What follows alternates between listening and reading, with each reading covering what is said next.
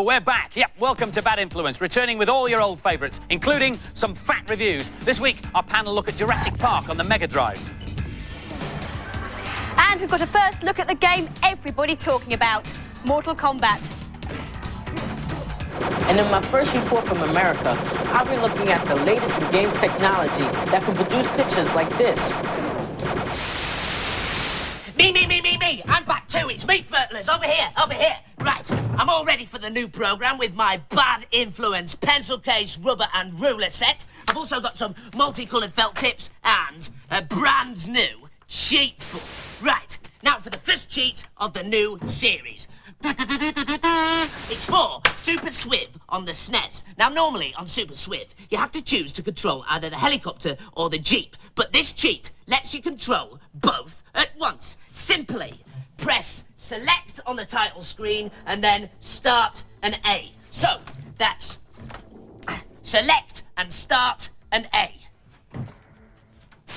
And now I can attack from both the ground and the air together. Right, if you'll excuse me, I just think I'll finish off writing my address. Yes, here we are. Namrood, star of Bad Influence. Yes, the shed, that's right. Behind the studio, Leeds, Britain, the world, solar system, the universe. Yes, and the cosmos. A somewhat unscheduled interruption, the first of many, I'm sure. Hey, are you tired of typing? Are mice making you miserable? Are you jaded by joysticks? Then what you need is one of the new personal computers that you can write on. Hey, right on. This one's called the Pen Pal. It was launched by Amstrad earlier this summer. It has the capability to be a phone book, a diary and a notepad, and you can put additional software in this little slot on the back here. Now, when you first use this machine, you have to teach it how you write. Not how you write, because it understands the letters, how you write, because it's got to understand how you form each letter. So, let's do B. Train B. Capital B. And tick. Now it's learned how I do a capital B. I put all the other letters in before the programme, so now if I write my name, it should recognise it no problem at all. A-N-D-Y-C-R-A-N-E. Angracrano. Well, close, I suppose. But how does the computer understand your handwriting? I can usually read Andy's handwriting because I understand the meaning of the words. Make sense of that, then. Aha. OK, so this first word is either going to be meet or melt. But even Andy isn't going to want to melt me in the canteen, so it's got to be meat. The computer doesn't know that, though. It doesn't understand the meanings of the words, so it has to use a different technique. The computer learns the way you write each letter. It records where you put the pen down first and then follows you all the way around to the end. Now, that pattern that ends up, if it matches something in its memory, all well and good, but then again, sometimes your small e's end up as small s's. Apple have brought out their own electronic message pad called the Newton. It tries to get past this problem by comparing each word you write with its own inbuilt dictionary. So it'll only let you write proper words. There you go, meet and melt. But I get rid of that because it's a lot of fun. It's more expensive, but you can write any way you want on the page, and you can write in joined-up handwriting too. So it's just like using a pen and paper, really. Soft. And now, it's Tom for our first review. I think he means that now it's time for our first review. No, that's not what it says here, though, is it? It's Jurassic Park. There's only one film, but there are loads of different versions of the games. The SNES game comes in interactive surround sound. The PC version has the best graphics, and at the other end of the scale, there's the Game Boy version. They're all due for simultaneous release on October the 22nd. But first to hatch is the entirely different Mega Drive version. Here's Sir Hale. Jurassic Park is an average platform game hyped on the back of a major film licence. You can either play Dr. Grant or as a raptor. Here I'm playing Dr. Grant. Dr. Grant has got various things that he can do. He can swing from ropes, and as he falls, he can shoot the dinosaurs with various weapons which are displayed in a box in the top left-hand corner of the screen. He's got various weapons, such as a dart, a red dart, an electricity bolt, and a bomb. The scrolling on the game is rather jerky, but the animation on the central character itself is quite good. Being the raptor is better than being Dr. Grant, although it's so easy to kill people. You just jump on them. You don't even need all 3 buttons. The jump one's enough to get through the first level. It's almost too easy. I'm really disappointed with this game. I would have thought they'd come up with a better game for such a big film title, and it doesn't follow the plot of the film much either. I think it's overrated, just like the film. Unless you're wanting to buy this game for it being Jurassic Park, I recommend Alien 3. as the game has the advantage of actually having a plot. This game has great graphics, but the control system lets it down. And so the final scores for Jurassic Park on the Mega Drive. The girls gave it an average score of 3 out of 5, and the boys agreed with them. They gave it 3 out of 5 as well. I really enjoyed that Jurassic Park movie, especially when all the computer-generated dinosaurs ate the people. Actually, I've been fertling around with a computer-generated version of me. It's only a prototype, but I'll let you see it if you like. I can make him walk, I can make him run, and I can make him eat people. Oh, get off! Oh, well, nothing to worry about. This is a cheat for cyborg justice on the Mega Drive. All you have to do is pause the game while you're in arcade mode, then press in CBBCCACB to get a secret options screen. Get off, you digital dung beetle, or I'll wipe your wireframe and puncture your pixels, you grotty graphic. And you can peruse the reviews and loads of other information in our data blast, which appears at the end of the programme.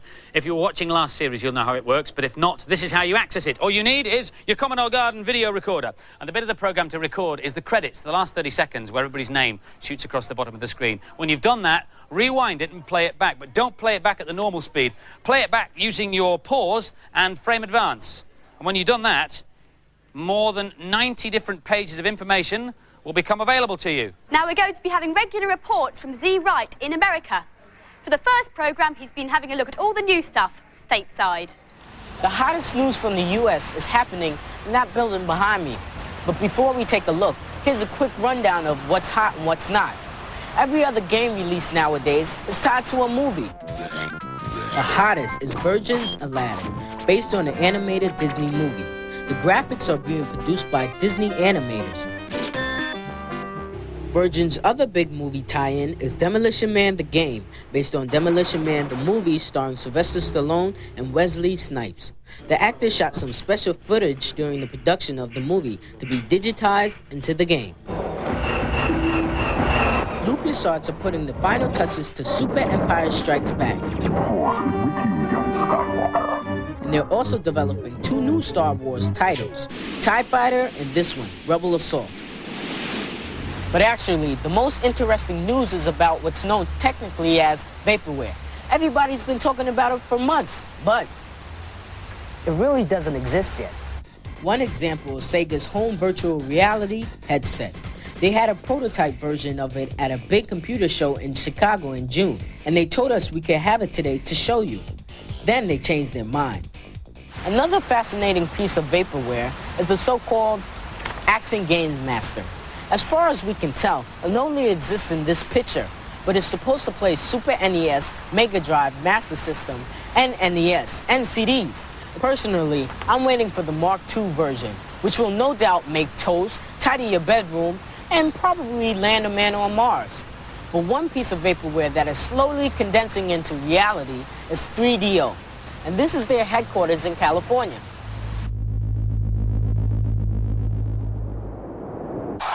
Now, if you haven't heard of 3DO, hey, where have you been? It's the next generation of hardware. And here's one of the first players, which should be in shops over here in October. A lot of big names have been involved in developing this machine, and they're hoping it's going to take over the world. All of the software comes on CDs, and this machine plays music and photo CDs as well. The interactive CDs include both information titles like encyclopedias, dictionaries, and educational software, and of course, games. The machine has fantastic graphics and sound capabilities. This is the opening sequence of a game called Microcosm. The people are digitized actors, but the helicopter is computer generated. This is the space simulator game called Total Eclipse. It's still at a very early stage of development, but you can still get a sense of the power of the platform. Ooh. There will be 10 titles ready when the machine is launched, with at least another 10 by Christmas, including this one, Crash and Burn. This is a CD full of images. To encourage the game developers to use the capabilities of the studio, they are given a library of 200 CDs full of images and sounds they can use for free. The most obscure image I could find was this animal from Borneo. Slow loris. A slow loris. Could it be the new Sonic? But I'm going to leave you with the latest way of watching TV. It's called the Virtual Vision Sport. It's a portable TV with a difference. It gives you the effect of a giant TV screen hanging about 10 feet in front of you in midair. Oh, the football game. Oh, man. Yo, Z-Right, in a world of his own. And that 3DO system will be out in Britain next April. Steady on, Z-Man, steady on. Other hardware manufacturers are bringing out their own CD systems too. This is the Commodore CD32. This will be out in your shops next month. It's basically an Amiga 1200 with a CD drive, but 50 games are promised by Christmas. There are lots of reasons why software on CD is taking over the world. They're a lot cheaper to produce than cartridges or floppies, and they're very difficult to pirate. But the main reason is that a single CD can hold as much information as 80 cartridges or a staggering 800 floppy disks. And that means you can store video footage directly onto the disc. One of the first games to do that was this one, Night Trap. But even with all that extra information, the picture quality is still pretty grainy, isn't it? It's not like your TV. That's because your television picture is made up of 25 different pictures a second, and each of those 25 pictures is made up of 100 million bits of information. That's 2,500 million bits a second. Existing CD systems like the Mega CD can only cope with 1 million bits of information a second. That's why they can only produce this rather grainy image in a quarter of the screen. So what you need for real full-motion video is a way of storing loads of pictures on the CD without using up so much of the memory. Here's 2 frames from that sequence of Andy waving. It's a bit like a spot the difference competition, and that difference is fairly small. Once the first frame has been recorded on CD, the computer can produce the second frame just by knowing what's changed. And that information takes up very little memory.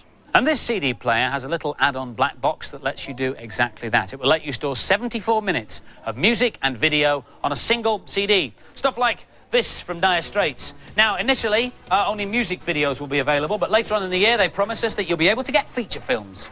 And full-motion video opens the floodgates for more realistic games. This is the FMV version of The Seventh Guest. Now for this week's news and previews.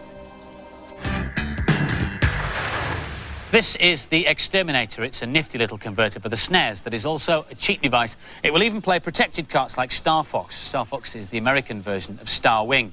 Like most cheat devices, codes will enable you to get extra lives, extra energy, and to reach advanced levels. Sega of America are introducing a rating system for all their own label games.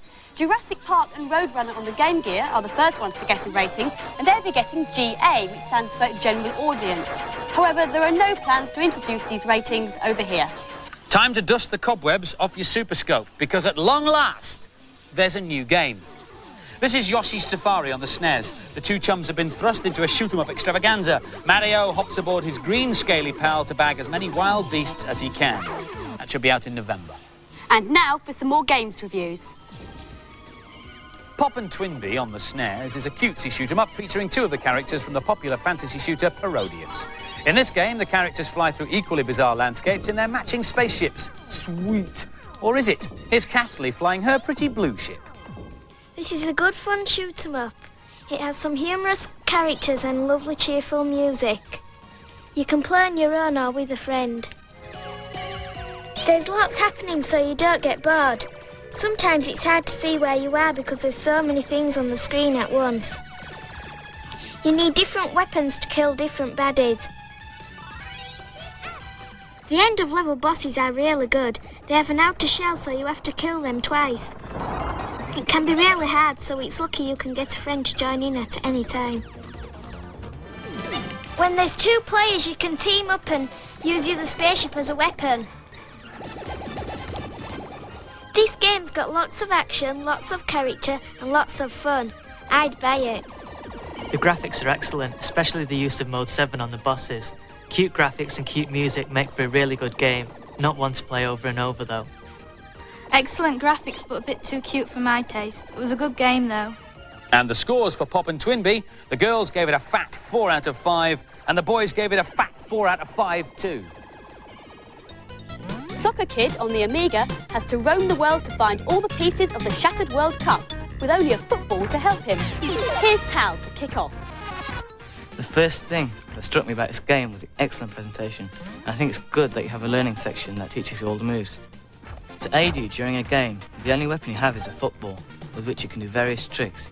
You can do overhead kicks, you can stand on the ball, roll on it, you can do high jumps with which you can reach a platform, and if you lose your ball, you can easily regain it. During the game, you have to collect 11 player cards to make up a whole team. This will access a bonus stage where a piece of the cup may be found. There's also a time limit. As you can see, here I'm not having much luck. Each stage is set in a different country to which there are many levels. You cannot select where to start from, you must complete the game in a certain order of countries. Here we are in Russia. The annoying thing about this game is the music, but luckily we can switch that off. This is a great game with great potential, but you must be patient with it, as complete mastery of all the moves takes time. I found the title a bit misleading because it was not a sports game. The ball was hard to control and the music was annoying. It's not instantly appealing, but the graphics get better and better on each level. It's one worth sticking with. And the scores for Soccer Kid: the girls gave it an average 3 out of 5, and the boys gave it a fat 4 out of 5. This Monday, sweaty hands across the country will be able to grab hold of the most hyped game since Sonic 2. Mortal Kombat, claimed to be the most graphic beat-em-up ever. Digitised characters literally rip the hearts out of each other's bodies and tear off each other's heads. So here it is then, the first showing on British television of the game that everybody's talking about. This is Mortal Kombat. Now, the software company behind this are hoping that all the hype will sell some more copies of the game. But as a beat-em-up goes, it's no more violent than any other you can buy. The difference is that, like the coin-ops in the arcades that have a switch that turns off the violence, Mortal Kombat's got a gore code included. Now, a gore code is simply a cheat that lets you turn the violence on or off like a tap. This is it without the cheat, and this is it with it. I don't know what all the fuss is about myself. That cheat is only supposed to be available to anybody over the age of 18, but of course by now it's been published in all the magazines. Listen, take it from me, it doesn't add anything to the gameplay, and bear this in mind before you part with your hard-earned. In a month's time, the best beat-em-up ever comes to the Mega Drive. Good old Street Fighter 2. The annoying thing about Mortal Kombat isn't the violence or even the hype. It's the fact that, once again, video games will be put under the spotlight and given bad press by people who really don't know what they're talking about. What a load of scrotty rubbish! Of course video games can't make you violent, and anybody who says they can, I'll rip off their heads and write their name on the wall with the blood from their tonsils. I've been playing video games for ages, and it hasn't affected me. Right! I'm going to tell you this cheat once more. It's how to get to the cheat menu on Body Blows for the Amiga. All you have to do on the tournament screen is pull both joysticks back for 10 seconds. I said 10 seconds to get to the cheat menu. What are you looking at? I've been playing video games for ages, and what are you looking at? If you want to access the Data Blast, set your video recording now. Competition time now. We've got a CDI player and some software to give away. Competition question is very simple. What do the letters FMV stand for? If you think you know, why not give us a call on 0891 700 100. Calls will cost you no more than 25p, but check with whoever pays the phone bill before you pick up the phone.